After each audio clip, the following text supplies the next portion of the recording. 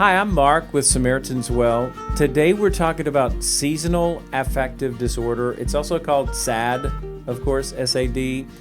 And I want to inform you whether you've experienced it or maybe someone in your family or in your support system has experienced it. Do you have a little understanding of it? It's a very real thing.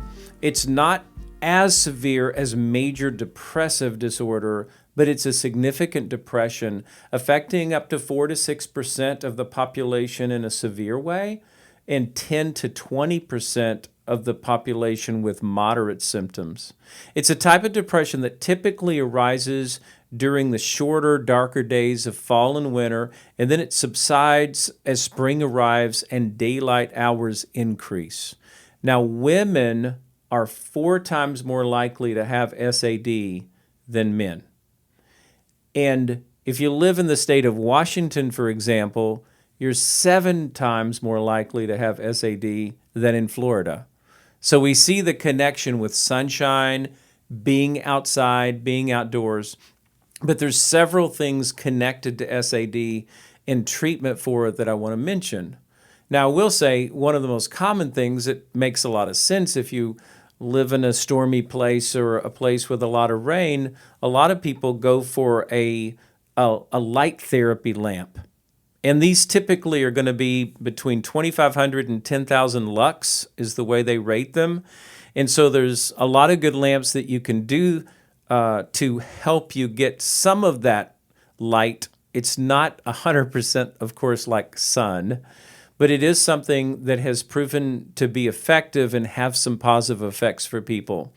The other thing that many people are low on is what is called the sunshine vitamin, vitamin D. So vitamin D has been proven to help with S.A.D.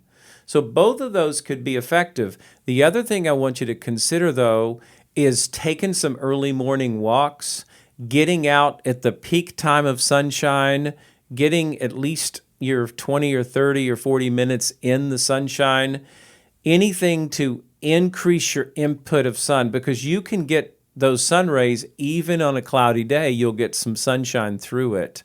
And so those 3 things are really important. The other thing I want you to consider about seasonal affective disorder is that one of the theories and what I've seen with some of my clients is that the dark days can trigger your depression that's underlying, and we need to deal with those issues related to the depression, and that helps with the S.A.D also. So just a few things. Much more common in the shorter, darker days. Typically the symptoms go away or start lifting when you get into the springtime and more sunshine and getting outside more.